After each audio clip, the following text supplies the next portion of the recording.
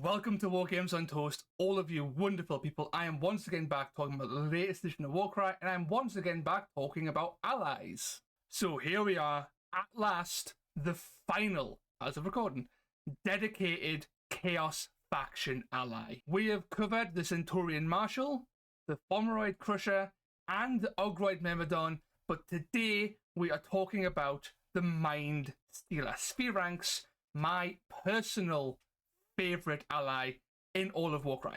But before we get into all that, please consider leaving a comment, dropping a like, and hitting that subscribe button. All of these things help the channel out more than you could ever imagine, and it helps me and the channel fight against the dastardly YouTube algorithmic demon. But, you know, all that out of the way, let's get right into the video. First things first, time for some story time. What is a Mindstealer Sphiranx? Well, firstly, Mindstealer Sphiranxes are not inherently evil or even chaotic. In fact, they were at one time followers of the god Teclis, the one-time feeble, frail little elf boy from the old world. However, as time passed, greed and hubris got the better of the Sphiranxes and they were unfortunately banished. From here, they found themselves aligning with the Chaos Gods, and it was a mighty boon to the Dark Gods indeed, as Mindstealer Sphiranxes are not only fast and deadly on the battlefield, but also devastating psychological forces that can bend even the strongest foe and break anything that's below that. Mindstealer Sphiranxes, as their names imply, are incredibly powerful, and they love to steal your mind. But that's all just fluff. Let's put all that to one side and move on to something a bit more important, and that is the pros and cons of the Mindstealer Sphiranx. And starting with the pros, they are incredibly fast. These things can get around the battlefield faster than even the Fomeroid Crusher and the Myrmidon, both of which were shockingly fast. They are also very tough. Whilst not as tough as the aforementioned Myrmidon and Crusher, these things are still toughness 5 and pack a ton of wounds, making them very hard to shift despite their sleek cat-like form. And on top of that, they're also decently strong. They have the highest base attacks of any Chaos ally, I think, that I can remember at least, and their strength is also respectable. These guys can deal decent amount of damage in combat. They are no slouches. They aren't dedicated close combat threats, so like the Myrmidon or the Crusher, or even the Centaurian Marshal, but they pack more than enough punch to be a threat and to take on lesser things like chaff. But the reason you take the Sphiranx is for this final pro, and that is its amazing lineup of abilities and reactions. This thing is incredible, and its abilities alone are why you would take it. Everything else is icing. The abilities are beautiful. But of course, where there are pros, there are cons, and the Sphiranx is no different. The Sphiranx has very low range, whilst its threat range is very high. It has high movement speed, it's got range on its abilities. Its actual combat range is only 1 inch. So whilst it can move quickly, that 1 inch range, like with the Crusher, really does hinder a lot of models in the game, and ideally having even a 2 inch range would have drastically improved its combat ability and its ability to exert its physical presence on the battlefield. And on top of that, despite having decent melee stats, the Sphiranx is noticeably weaker physically than every other ally. It's good, it's strong enough, but when you've got very powerful forces like the Crusher and the Myrmidon, its physical stats are noticeably below that level, especially when this thing costs about the same points. And then finally, the biggest con is this thing is an ability dice hog. So on a running theme with allies I've tried to instill is the idea allies are not just points investments. They are ability dice investments. And the more allies across different factions you bring in, the less dice you have for your primary faction. And factions are defined by their dice, by their abilities. They want to do specific things, and they have very specific game states they want to achieve, and their abilities help this. You take allies of any kind, and you start to dilute that pool, And when you take an ally with such a powerful lineup of abilities, then like the Sphiranx, then things get quite spicy in the sense that you might not have enough dice left over, and the Sphiranx doesn't replenish dice. There's no way of mitigating that cost with the Sphiranx directly, which could lead to you being very dice starved, especially if you want to use the Sphiranx's incredibly powerful abilities frequently. This gives the Sphiranx a more limited scope in the factions that can reasonably sustain its high investment. Or you just have to be a lot more cautious with how you use the Sphiranx and how often you burn its abilities. The only faction I can think of off the top of my head would be the Dark Oath Savages. These guys have a model that can generate wild dice, and this can help mitigate that. The Fomeroid Crusher could be taken as well as a dice generator, but then again, the same issue applies. You've taken another ally, and that further dilutes your dice. And of course, taking a Sphiranx and a Crusher in one list is a ginormous point investment that honestly isn't worth it. I don't think that'll be a worthwhile investment, but the option is there. So yeah, the ability dice hog is by far the biggest con, just like how having amazing abilities is the biggest pro here. But that's all just, that's just all the icing on the cake. Let's actually dive into that sponge and see what it's all about. And this is, of course, the reactions and the abilities. And let's start with the reaction. And its starting ability is called Spiteful Reprisal, and it does the following. So, a fighter can make this reaction after they are targeted by an attack, but before the hit rolls are made. For each hit roll from that attack action that misses, reduce the value of one of the attacker's controlling players double.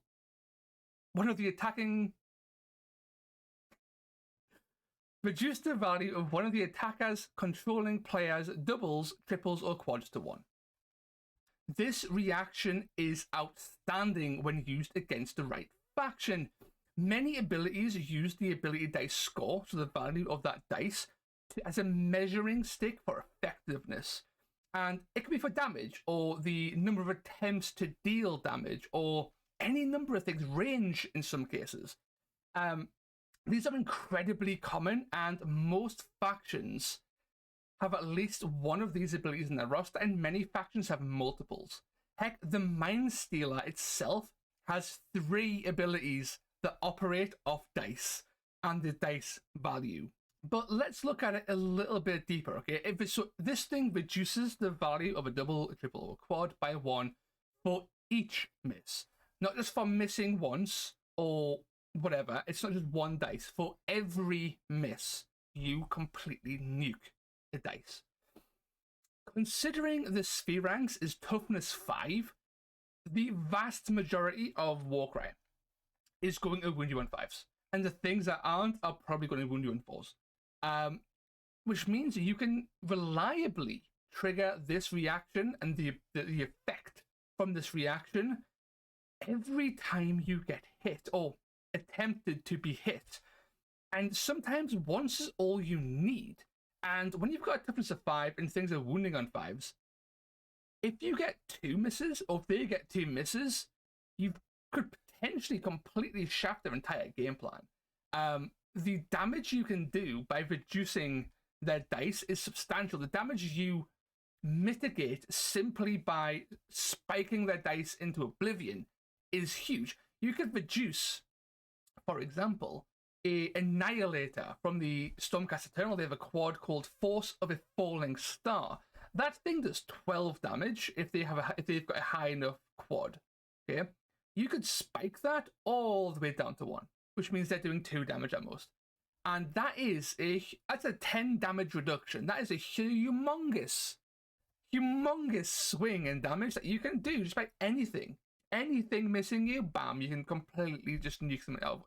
Nuke their potential damage from orbit. It's fantastic. It's so powerful. But that's the thing. There's downsides to this ability too. This ability is very strong, undeniably strong. It's not even an ability, it's a reaction. It costs AP.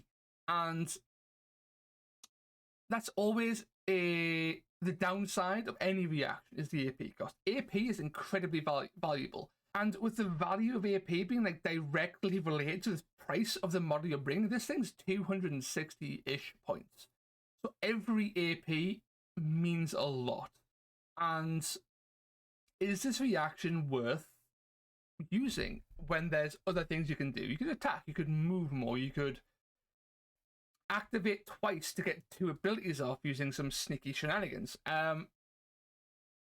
Maybe. This reaction is very strong. I think it's strong enough to use, but then you have the other downside.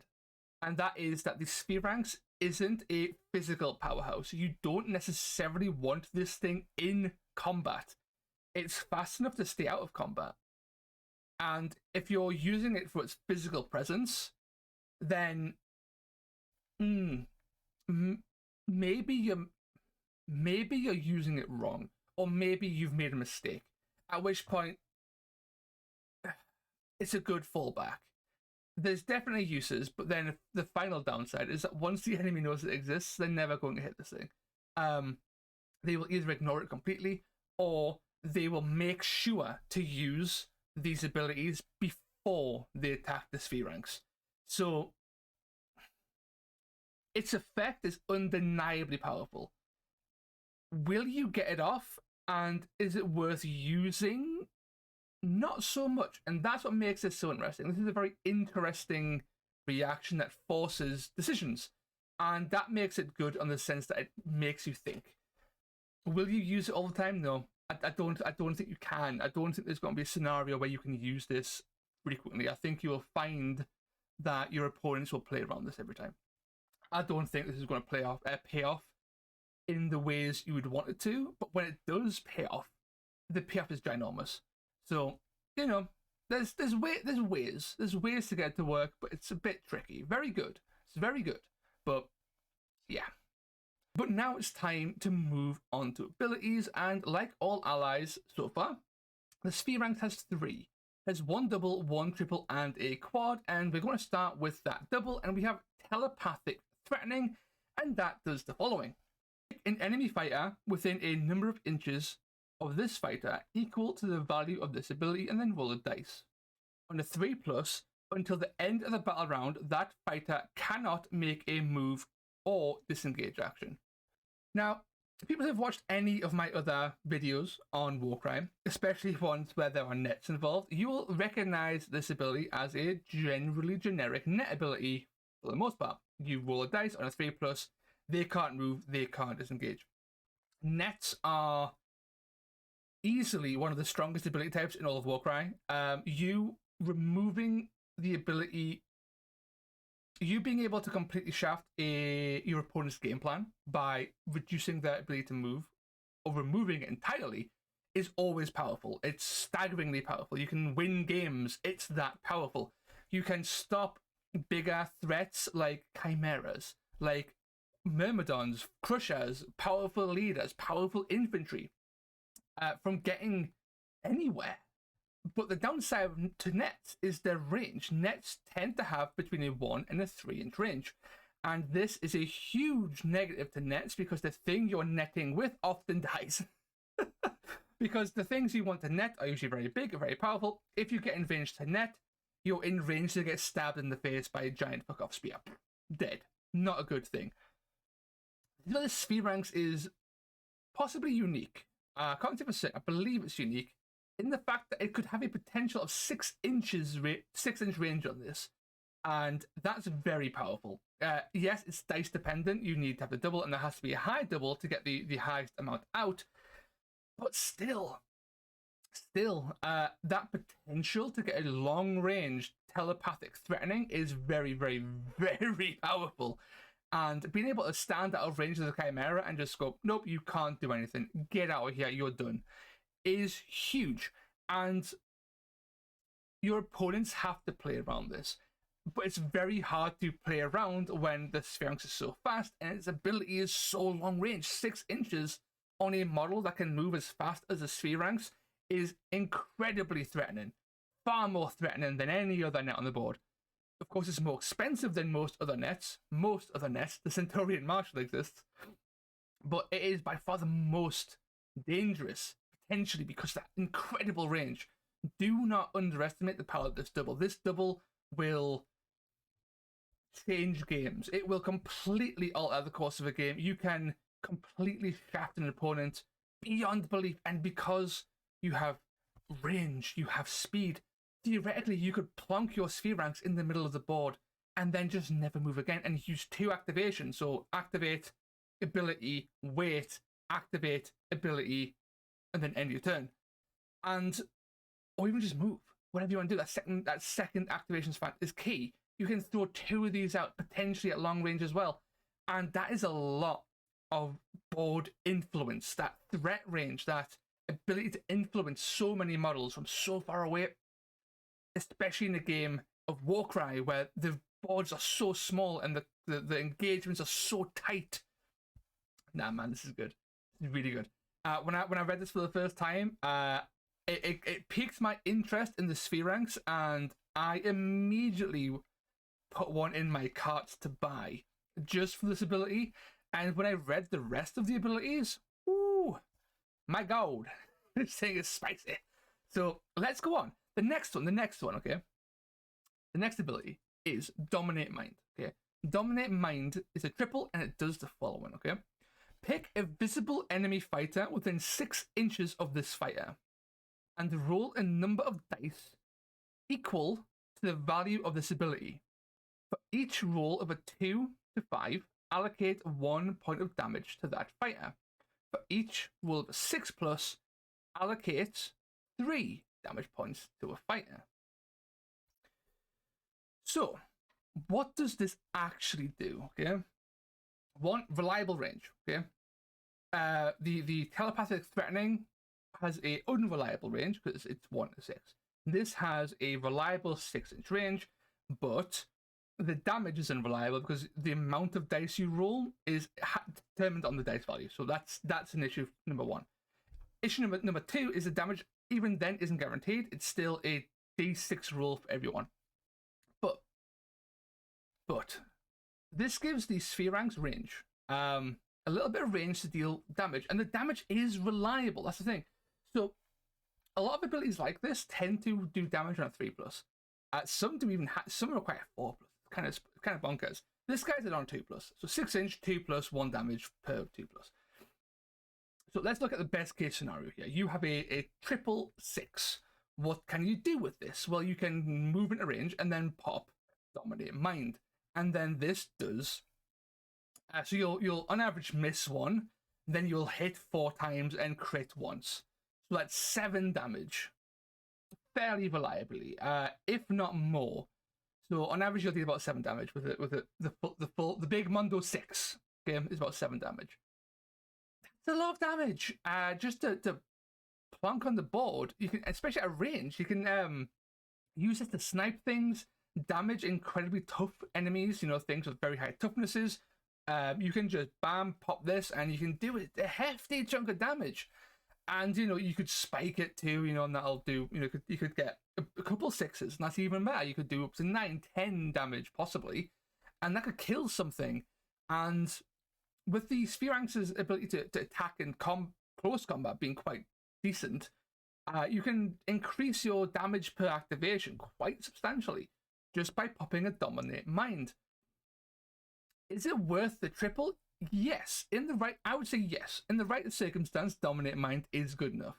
There's a lot of pretty decent triples in WARCRY, so you might not use this. I would say this ability could be forgotten, and to forget it would be a mistake on your behalf. It's too good to forget, but it's just not good enough to use every game. There are times where this will shine and times where it won't. And especially in a warband that doesn't have a lot of range, then especially on the Sphiranx itself lacks much in terms of damage output at a range. This could help shore up that weakness in a warband quite nicely. And sometimes you just need to do that 7 damage and just kill the leader, Sometimes you just need to do it. Sometimes you just need to kill a skink. They have six health. Screw skinks. Boom, dominate mind. Blow their tiny, annoying little heads up, and then revel at the destruction. And sometimes that's all you need.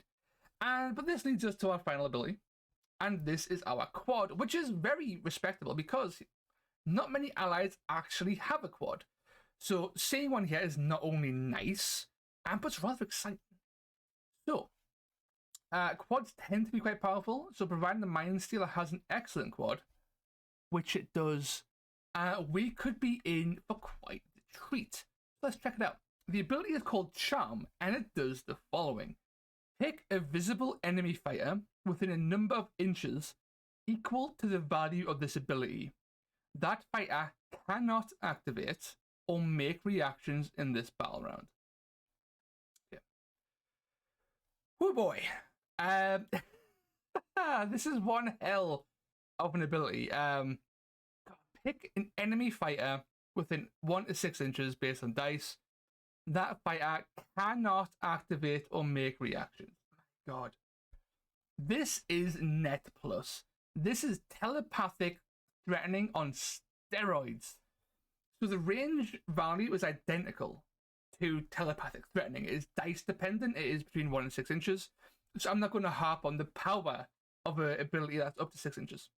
But of course, the weakness is that it could be 1 inch, and that kind of sucks. But the effect is what we are focusing on, and this effect is amazing. Why is it so amazing? Look at telepathic threatening again. Okay, look at dominate mind again. Then look at charm. Okay, those other abilities, unreliable. That's the thing. They're not guaranteed. You might miss telepathic threatening. You might fail to roll any hits on dominate mind.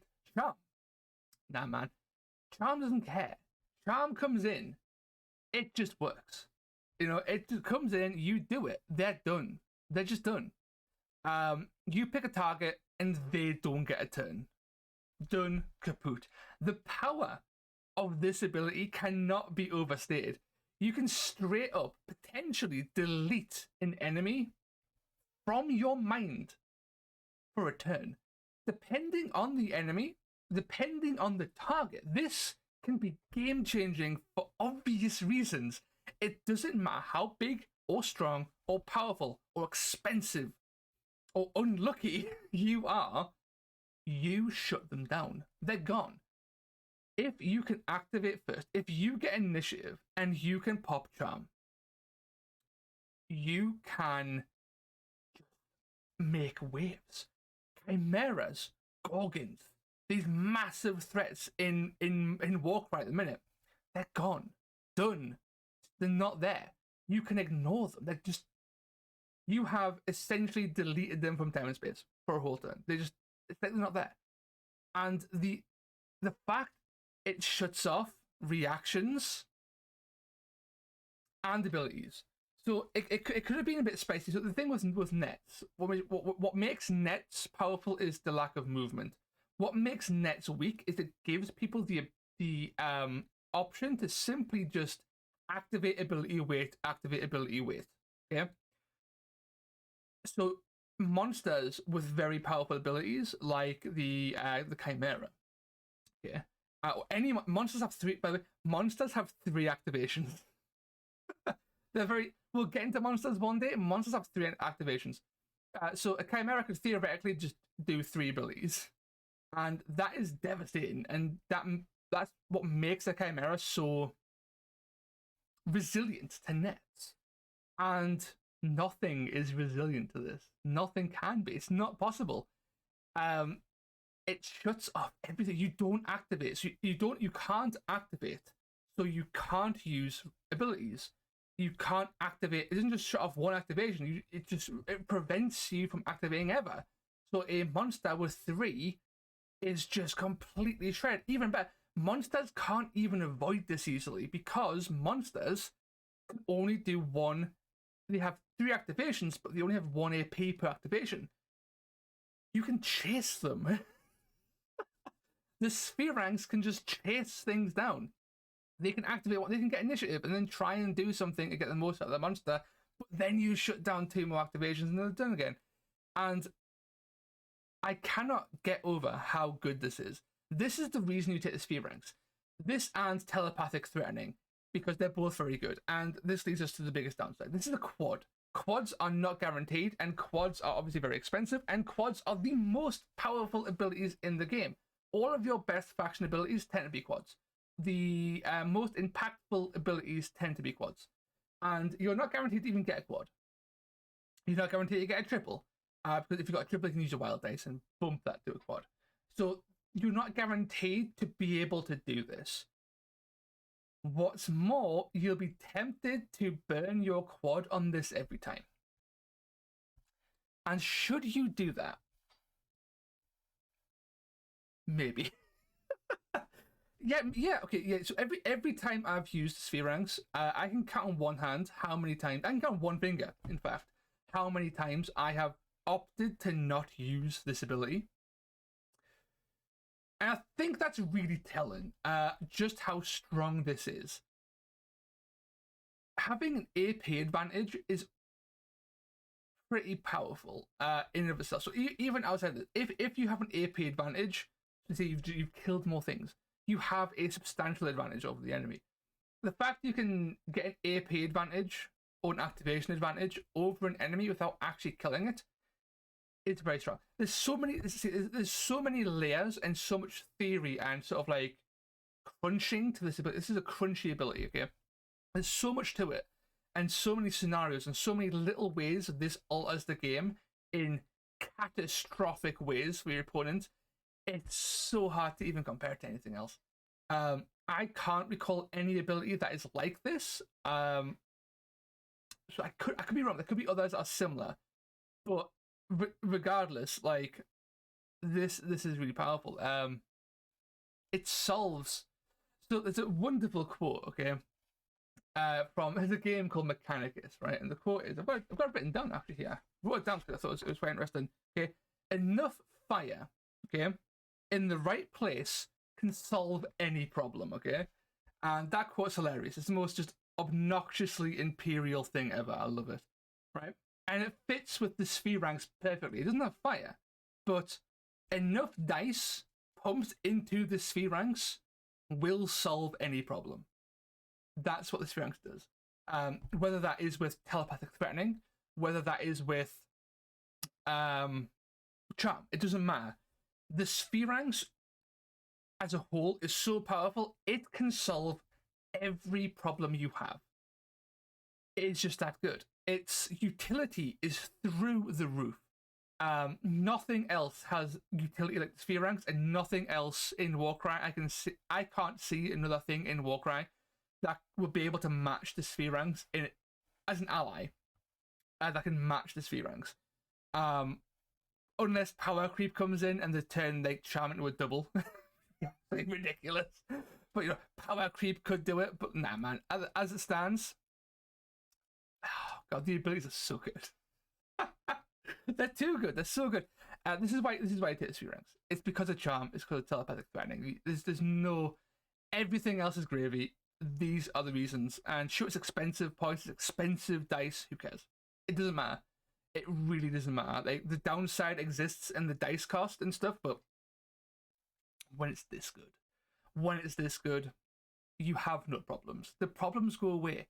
Nobody can take enough problem models where charm doesn't just get rid of that issue entirely. Like, it doesn't happen.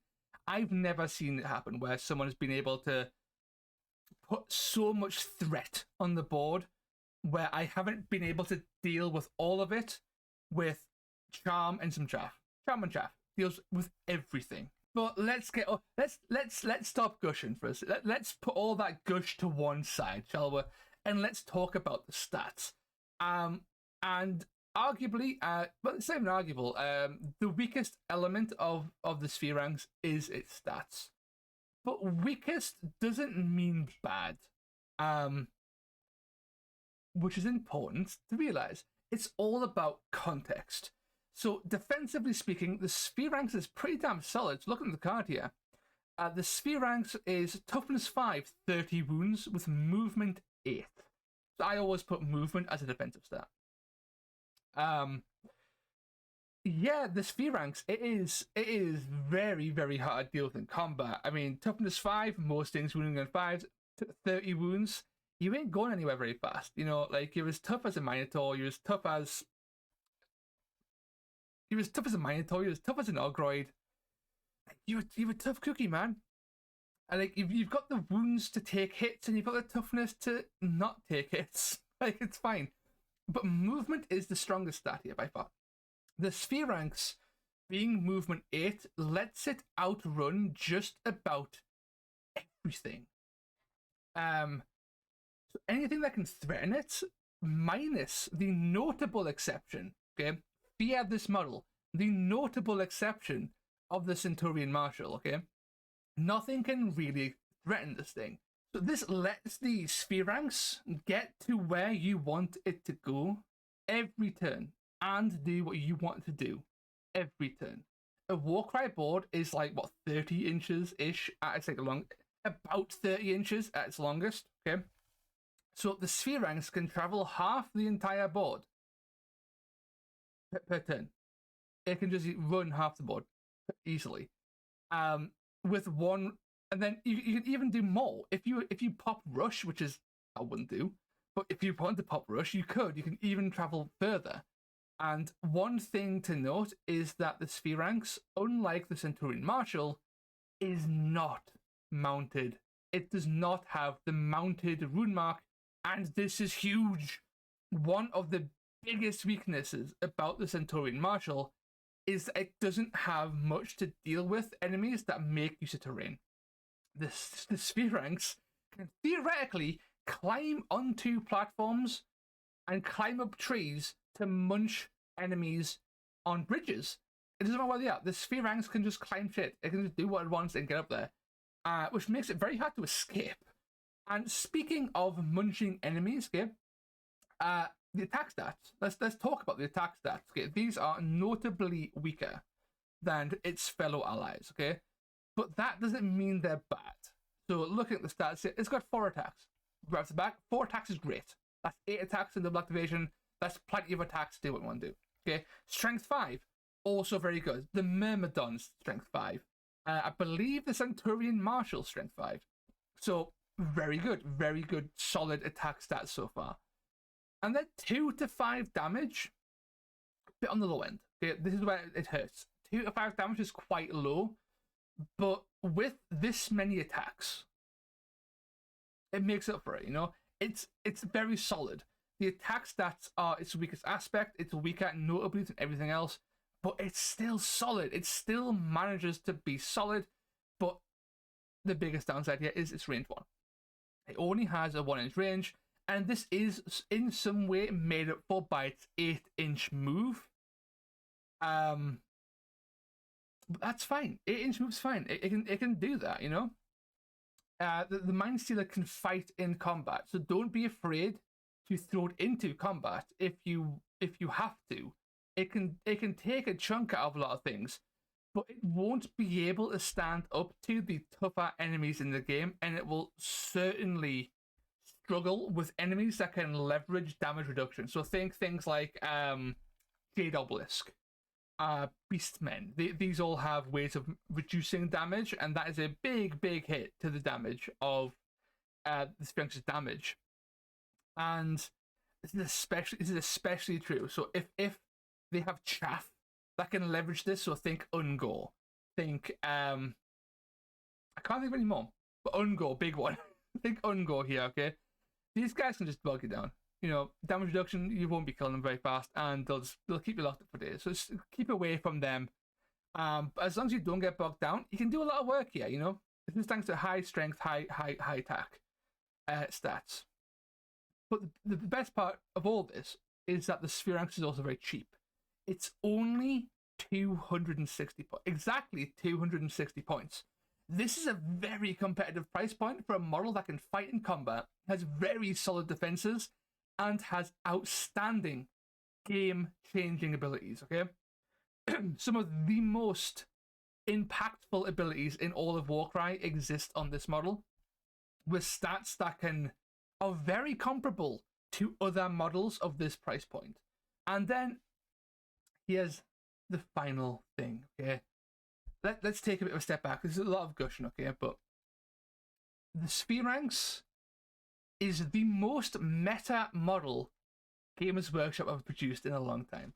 So what do I mean by meta? So it almost breaks the fourth wall how it does this, right? So what it does is the Mindstealer basically makes things in lore, makes people around you obsessed around it, obsessed with it as it devours his brain.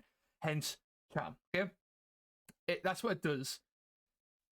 From a meta perspective, the Mindstealer Sphiranx, its biggest issue for me. I love it because the meta is fantastic for it. But when you bring one, the Mindstealer Sphiranx makes you obsessed with it. You will want to try and use its abilities all the time.